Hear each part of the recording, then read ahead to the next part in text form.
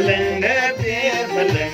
tiang kemier Ajene de tidemier Beran we gagam nameke Yendo wala bangit Omla jabay Elwan di lamara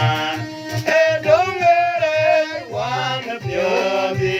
Pyoda jedoria Kadyate kunjeret Aje bangit Kawang Ariama bejede du Dukuna jibanamyo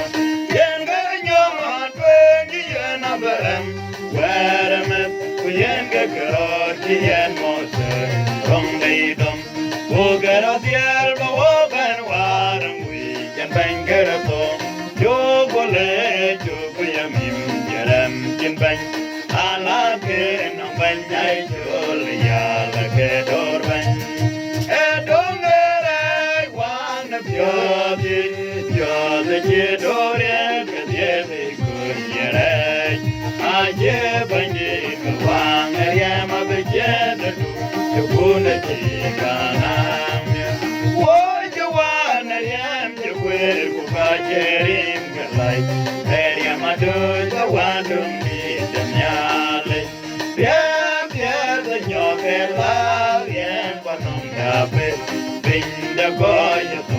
Aje bangit Ade babo